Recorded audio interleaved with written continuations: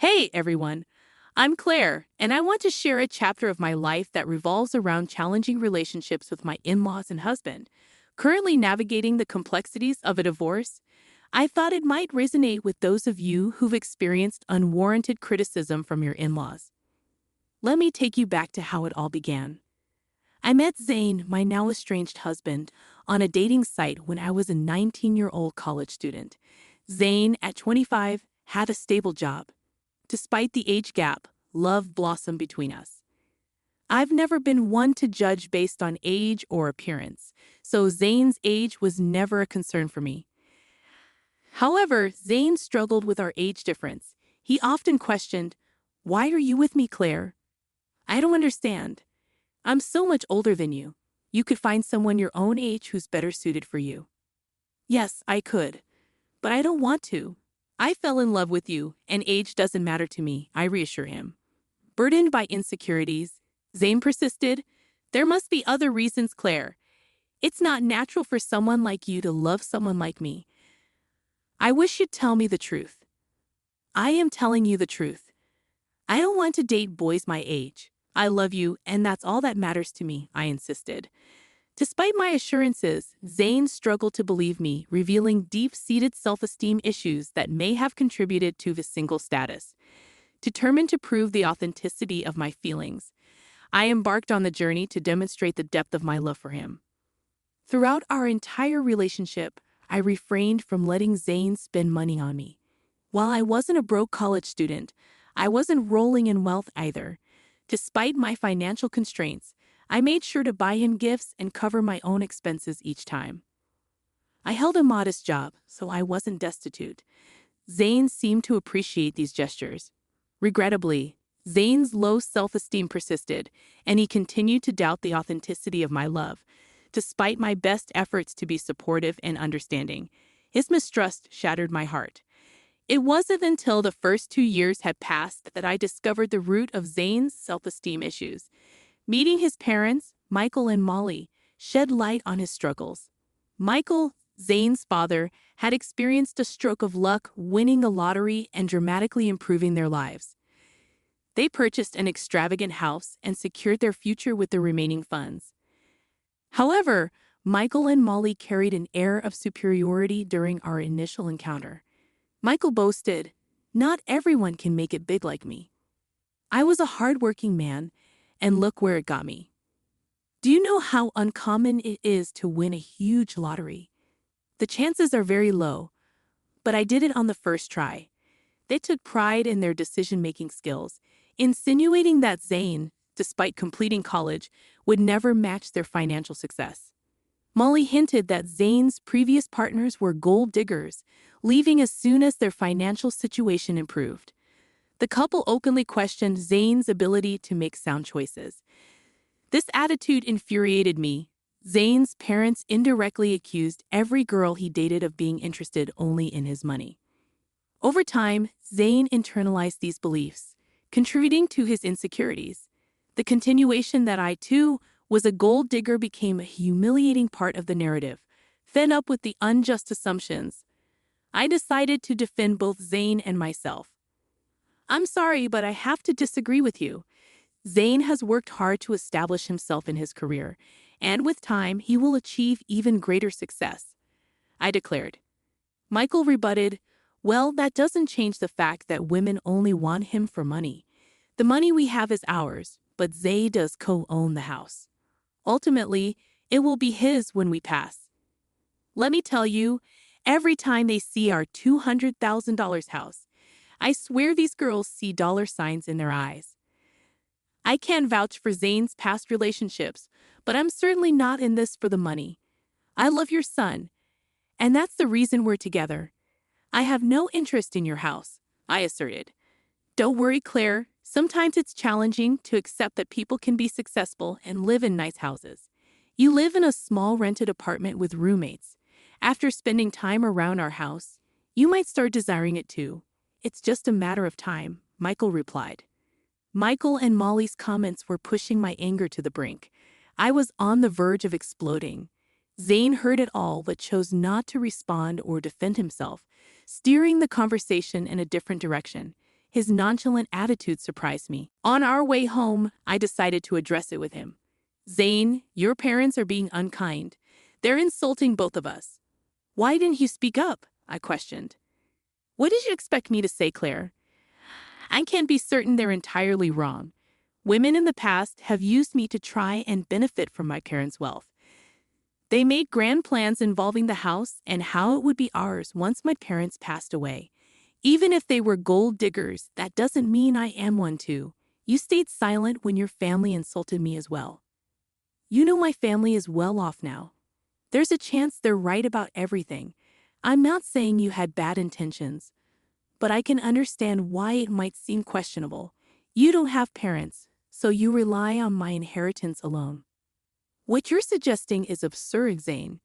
I've never pressured you to spend money on me, and just because I don't have an inheritance doesn't give you the right to label me a gold digger, I retorted.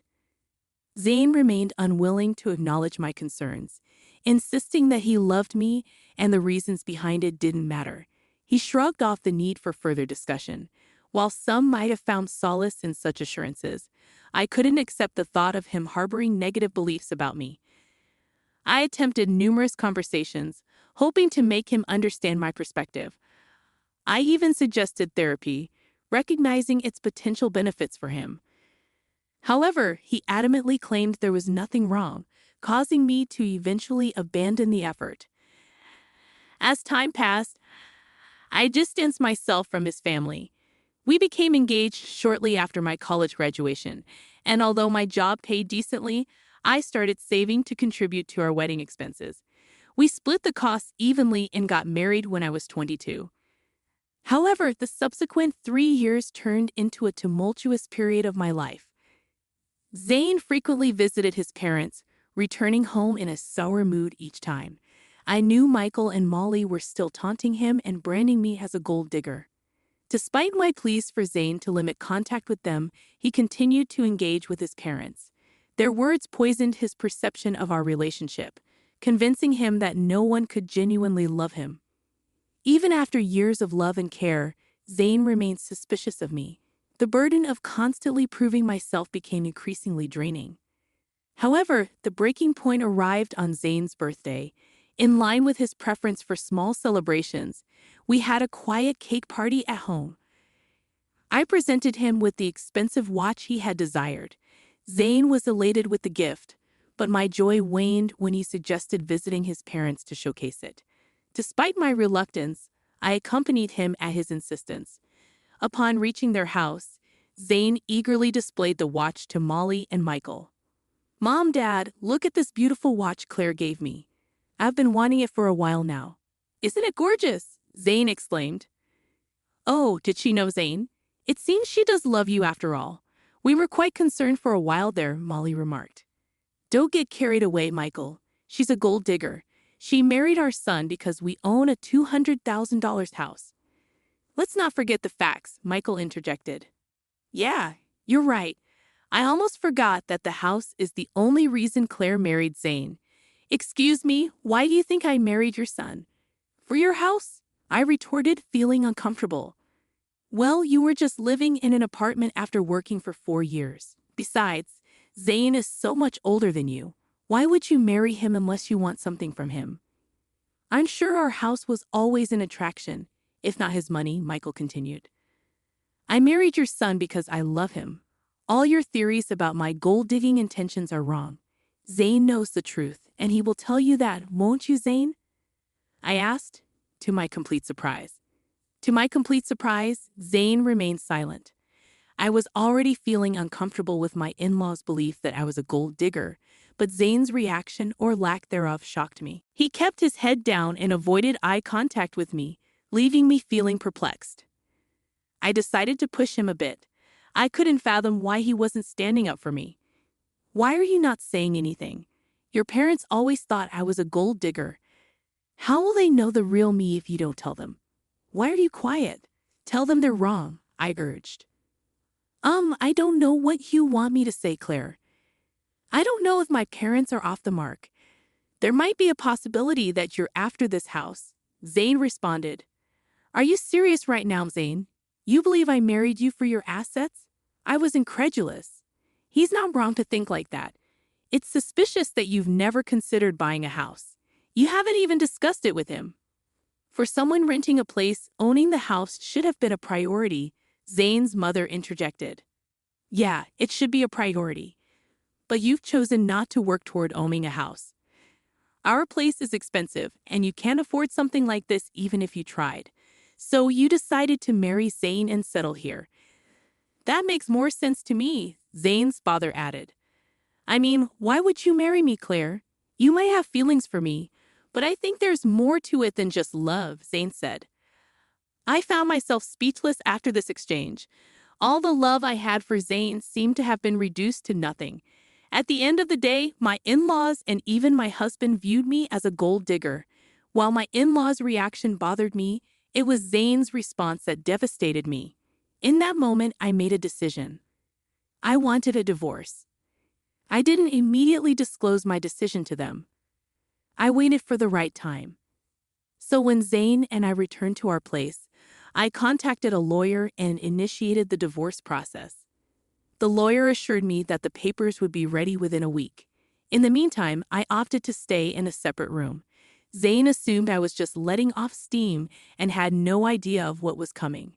When the divorce papers finally arrived at my parents' house, I packed my bags and left. When Zane called me in a panic, I instructed him to come to an address and bring my in-laws along. Despite his confusion, he agreed. Upon their arrival, I was waiting on the porch. They looked taken aback by the house. I said, "You must be wondering why I brought you here. It's a beautiful house, isn't it? No one can compare their house to this. It costs around $2 million in today's market. Pretty expensive, but worth the money. There's also furniture with an added value of millions." I explained. "What is this place, Claire? I don't know why you have access to such a house. Why don't you guys come in so that we can talk?" "I can't tell you everything on my porch," I continued. I brushed off their astonishment and walked inside. They trailed behind, even more impressed by the opulence within. As we settled down, I took a deep breath and addressed them. "I've reached a decision, and that's why you're here. I filed for divorce. Here are the papers. We can proceed with an uncontested divorce if you agree," I told them. "What? I don't understand. Why are you filing for divorce?" Zane's voice held a mixture of confusion and concern. "Because you and your parents believe I'm a gold digger. You think I'm after your house, right? Despite my assurances, you refuse to listen. So I'll spare you from my gold-digging self and divorce," I explained. "That's ridiculous. We didn't say anything untrue. Why the dramatics?" Zane couldn't believe it. "I think this is for the best. She's adamant. You should sign the papers. At least then you'll find someone who truly loves you," his mother interjected. "Why did you bring us to this house? Do you expect me to buy this for you as part of our divorce settlement?" Zane's voice carried a tinge of accusation. "Why would I need you to buy this house, Zane? This house is already mine," I replied calmly. The shock and disbelief etched on their faces hit me like a bomb. They regarded me with disbelief as if I were joking. Zane and his family seemed utterly unconvinced. "How on earth can you afford a house like this? You're renting, and your job isn't enough to cover this. Stop lying to us," Zane's father demanded, his tone sharp with suspicion. "I'm not lying, Zane. Remember when I mentioned that my parents left me some inheritance? Well, this is the house I was talking about. It's under a trust now, but I'll officially inherit it when I turn 30. I don't work a high-paying job because I have a trust fund waiting for me. That's impossible. Your parents passed away a long time ago. They should have let you have the house earlier," he insisted. "Well, you see, my parents were aware of the potential leeches I might attract, so they instructed me never to disclose the house or trust fund to anyone. Call it foresight, but they knew someone could exploit me. Hence, they placed everything in a trust to keep it safe until I reached 30. By then, I'd hopefully be settled with someone who genuinely cared about me. Not my inheritance," I explained. "Oh my God, Claire, you should have told us about your wealth. We had no idea. This is a sizable house you have. We could all live very comfortably here," his mother said. Yeah, you should have shared that sooner. We thought you were after our house. We could have avoided all the misunderstandings. I'd always known Claire was perfect for Zane. I've been saying she's a great woman. Look how wealthy she is. Zane really found a great match, his father added. Their attitude toward me had shifted so rapidly that it made my head spin. What was even more bizarre was that they soon seemed to forget about the divorce filing. I took out the divorce papers and signed them. As I was saying, here's my signature for an uncontested divorce. You can just sign these to make it easy. If you want to fight, we can take this to court. I won't live with you anymore, I declared. Claire, listen to me. There's no need to rush this. You've already proven you're not a gold digger. There's no reason to get a divorce anymore. We even apologize for any misunderstanding. That should make things better, right? Zane pleaded. Yes, Michael is right. We're sorry, Claire. We doubted you for no reason, his mother chimed in. I don't want your insincere apologies, Zane. For 2 years, you allowed your family to berate me and label me a gold digger. I expected you to at least defend me, but no, you sided with them and accused me of being a gold digger as well. I won. Stay with someone who doesn't respect his wife. I'm done with you. We can part ways amicably or involve the courts. The choice is yours, Zane, I asserted. Molly and Michael tried their best to change my decision, pleading with me to let go of the past. In their minds, what happened was just a simple misunderstanding. Not once did they show remorse for tarnishing my name. Their audacity fueled my anger. When I reached my breaking point, I demanded they leave before I called the police. My anger intimidated them, and they left. Over the next few weeks, Zane and my in-laws continued to harass me daily. They begged, pleaded, and even offered bribes to convince me to stay. Their belief that I could be swayed with money only intensified my fury. It revealed that they still considered me motivated by financial gain. The irony was that as they co-owned the house with his parents, I was entitled to half of his share. This realization fueled their desperation for reconciliation. Despite their attempts, I remained steadfast in my decision to part ways. I relocated all my belongings to my parents' house, asserting my right to stay there even before officially taking ownership. Zane attempted to discuss matters at my workplace, but security was informed and asked him to leave. Zane still hadn't signed the divorce papers, holding out hope for a change in my decision. Nearly a year has passed since I initiated the divorce proceedings. With only a year or less remaining before the legal process concludes, I've managed quite well on my own, living independently. I found happiness and financial stability. While I've gone on dates, I'm not considering anything serious at the moment. According to a cousin of Zane's, they are apprehensive about paying me my entitled share of the house. Legal fees are piling up, and their savings are insufficient. Zane is even pushing for a sale, harboring resentment toward his parents for the upheaval in his life.